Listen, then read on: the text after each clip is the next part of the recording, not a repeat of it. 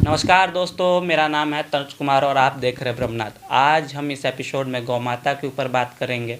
कई कारण हैं बात करने के। कुछ कारण हैं कि कभी उनके दूध को, कभी उनके यूरिन को जहर बताया गया, ताकि क्यों हमारे धर्म ग्रंथों में उसे माता का दर्जा दिया गया जब उनके दूध और मूत्र में जहर होता है। तो इन सभी तथ्यों के ऊपर बात करेंगे, विस्तार से बात करेंगे।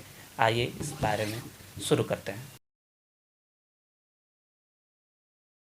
तो सबसे पहले हम बात करेंगे गाय माता के दूध के ऊपर में। आरोप ये लगा कि गाय के दूध में A1 प्रोटीन पाया जाता है, जिसके चलते जिसमें BCM7 होता है और ये जल्द पचता नहीं है, जिसके कारण डायबिटीज़ या कुछ अन्य रोग होते हैं। ये जो बात है ये इंडियन जर्नल ऑफ एंडोक्रोमोलॉजी और मेटाबॉलिज्म 2022 के तथ्य पे की गई थी। और ये जो बात है वो कुछ हद तक ही सही है, ध्यान दीजिएगा, कुछ हद तक ही सही है, क्योंकि ये जो A1 प्रोटीन है ये सिर्फ क्रॉस हाइब्रिड गायों में ही पाया जाता है। हमारी देसी गाय, प्राचीन गाय एवं गिर गायों में नहीं पाया जाता है। जी हाँ, हमारी प्राचीन गायों में नहीं पाया जाता है। हमारी प्राचीन गायों में प्रोटीन A2 पाया जाता है, जो कि हमारी माँ के दूधों में पाया जाता है। इसी कारण हमारे गाय के दूध को भारत के धर्म ग्रंथों में माँ के दूध के बराबर बताया गया है। जी हाँ, माँ के दूध। चलिए फिर आगे आरोपों के बारे में और आगे विस्तार से बात करते हैं। तो आप लोग ने वैक्सीन के बारे में अच्छे से जानते हैं। वैक्सीन जो शब्द है वो लैटिन वर्ड वैक्स से आया है, और मैं आपको बता दूं वैक का अर्थ होता है गाय। जी हाँ, वैक्स का अर्थ होता है गाय। जो सबसे पहला वैक्सीन था वो गाय से ही बना था विश्व का। इसको एडवर्ड जेनर ने बनाया था, जो कि स्मॉल पॉक्स का था, और ये गाय से ही बना था।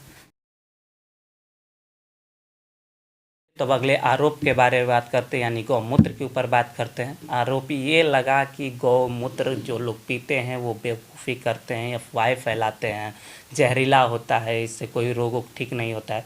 उन्हीं में से एक है ध्रुव राठी। कुछ लोग तो उन्हें जर्मन शेफर्ड भी कहते हैं। अब क्या सोच के कहते हैं ये तो वो लोग जानेंगे, जिन्होंने इसके ऊपर एक वीडियो डाला। उसमें अपने मूत्र का कंपेरिजन गौमूत्र से करते हुए एक एक्सपेरिमेंट भी किया, और लास्ट में उस वीडियो में एक दो साइट बता देते हैं जिस पे कहते हैं कि आप जाके सर्च कर लीजिए, आपको ओरिजिनल फैक्ट पता चल जाएगा। तो मैंने उसी साइट पे जाके जब फैक्ट चेक किया तो आप जान के हैरान हो जाएंगे। तो उसी वेबसाइट में गौमूत्र की काफ़ी बढ़ाया की गई। उसी वेबसाइट में ये भी कहा गया कि गौमूत्र कैंसर से लड़ने में, इन्फेक्शन से लड़ने में, ट्यूबरक्लोसिस की दवाइयाँ बनाने में काम आता है। और यहाँ तक ये भी कहा गया है कि गौमूत्र में अगर आप 3 दिनों तक धतूरे का जहर डाल के रखते हैं तो उस जहर का भी असर ख़त्म हो जाता है। जी हाँ, ये उसी वेबसाइट में है जिस वेबसाइट का ध्रुव राठी नाम रखते हैं। और बताते चलता हूँ आपको, हमारे फॉर्मर डायरेक्टर RS चौहान, जो कि IVRI के रह चुके हैं डायरेक्टर, उन्होंने अपने 25 साल के रिसर्च पेपर पे ये कहा है कि गौ माता का मूत्र यानी गौमूत्र कैंसर से भी लड़ने में काम आता है। जी हाँ, गौमूत्र कैंसर से लड़ने में भी काम आता है। तो ध्रुव राठी जी, आप इस बारे में क्या कहना चाहेंगे? जो आपने किया है वो तो आप जाने क्या सोच के करते हैं। तो मैं यही कहना चाहूँगा कि आप एक फैक्ट को ना छुपाएं। जब आप किसी चीज़ पे वीडियो बनाते हैं तो दोनों फैक्टों को सामने रखें। और मैं चाहता हूँ कि आप ये वीडियो उन लोगों तक भी शेयर करें जो लोग अंधभक्त है ध्रुव राठी की। वो भी तो जाने कि कैसे ध्रुव राठी लोगों का ब्रेन वॉश करते हैं, आधा फैक्ट रखते हैं, आधा फैक्ट नहीं रखते हैं। और अगर आपको विश्वास नहीं होता तो आप जाके खुद ही सर्च कर लीजिएगा।